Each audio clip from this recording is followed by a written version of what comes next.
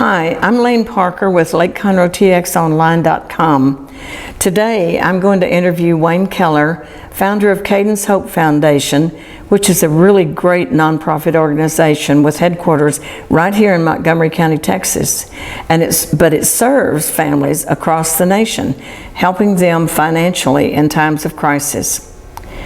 Wayne, I'm so glad we're getting to talk about your foundation, and I want to find out all about Caiden's Hope, when it was founded and why, and particularly how others could be or might be able to get involved, either as volunteers or financial donors. So let's just start with you telling us about Caiden's Hope and its specific mission. You know, Lane, it's a tremendous financial burden on these families, and you wouldn't think that it's very much. They're only paying for parking or food or gas or something like that, but you do that for 6 weeks, having to drive, for instance, having to drive from Conroe to downtown Houston and then pay to park and then eat out every meal of the day.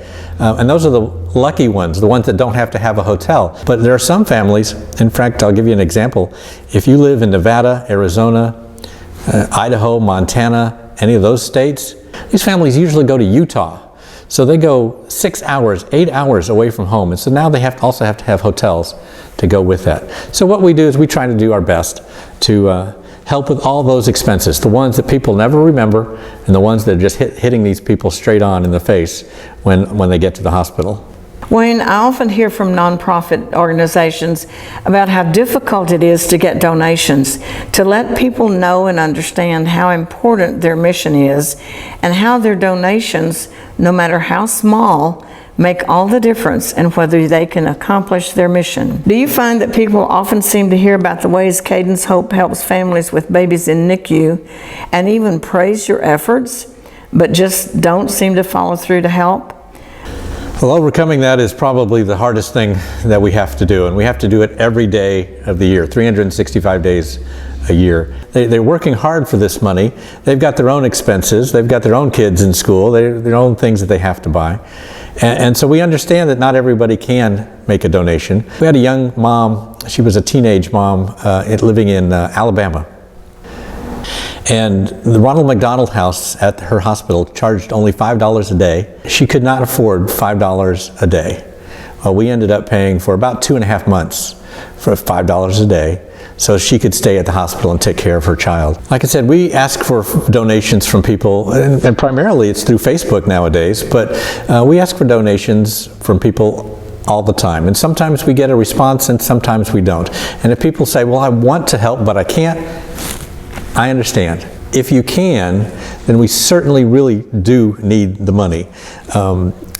There's about 400,000 premature babies born every year in the United States. That's about 10% of all the babies born. And these families, the mom and dad's lives have gone just upside down. You know, they were planning their gender reveal party and everything is going to be wonderful. They expect this to last 9 months, and then all of a sudden it's 6 months or 7 months and the baby decides it's time. Most hospitals will keep the child in neonatal intensive care until the normal delivery date, dependent on the time, depending on the issues. Mom and dad still have to pay for everything. They still got to pay for those hotels. They still got to pay for the gas. They still got to pay for food.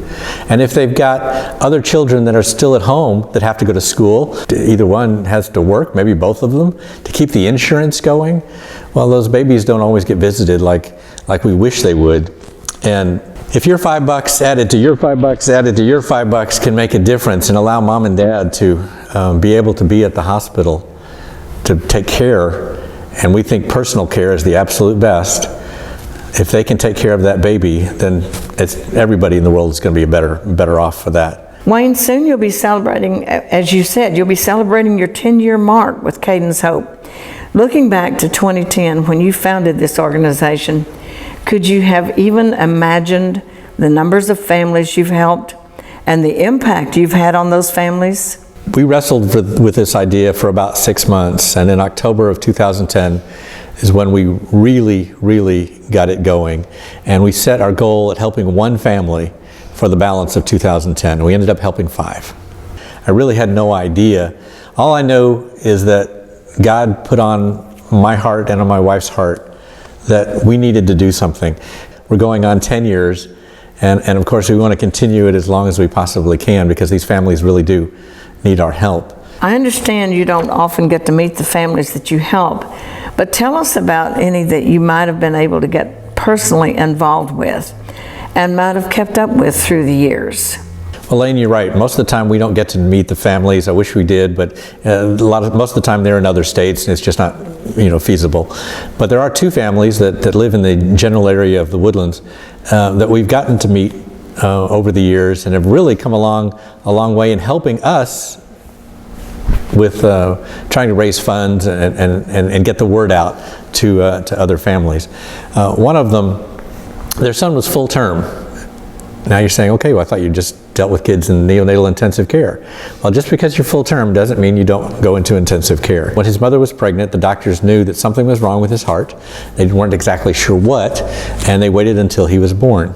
Well, when he was born, the doctors went in and checked out his heart and found out that half of it wasn't there, and the other half didn't work, not very well. So they did open heart surgery a few days after he was born.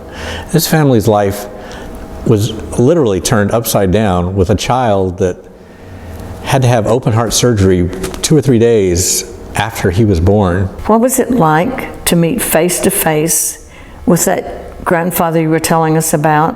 What kind of emotional impact did it have on you? A couple months later, he said, I never thought that I would be asking for help, but my grandson needs help. And I told him, I said, what do you need? Well, tell us about it. And they went to the story of how his prenatal care showed that something was wrong. And so once Matthew was done with his open heart surgery, I went down to the hospital and was able to shoot some video of him in the hospital and sit down and talk to his parents. And the one thing that I remember more than anything else was his father, actually. He said, God put us on this earth to watch out for Matthew. And that's what we're going to do. We're going to do our best to care for this little boy. And that touched me. Everything is going wrong. It's very easy. It would be very easy to say, I can't handle this. But their response was, God chose us. How lucky are we? Oh my, what an amazing response. That's absolutely overwhelming. Now, Wayne, I'm going to ask you a hard question. What is it like to have to tell a hospital advocate that you don't have funds to help because funding isn't available? There are many great days in the life of Caiden's Hope, and those are the days we get to say yes. But there are more days that we actually have to say no. And those are the tough ones. Those are the days, especially if you have 5 or 6 hospitals call in one day, and that happens, and you got to tell every one of them no. It kind of puts me in a bad mood. We're not the only ones that they call. I understand that. But, and every hospital has been very gracious. When we have to say no, they certainly understand. But those days are just not the great days. How do you turn that around? What are some of the ways that you've discovered that are your best fundraising efforts? We're really preparing for 2020, trying to get enough funding in the bank to help us get in at least through the first couple of months, because fundraising is a continuous thing. We have to do it every single day. A couple of years ago, we were at an event and we had our Caiden's Hope booth there, and we were trying to get people's interest, and we weren't having a great deal of luck. But a lady from Conroe Adventist Academy came by, and she said, I've got all these kids, and we believe we should instill in them the idea that they should help other people. And so she said, what can we do to help you?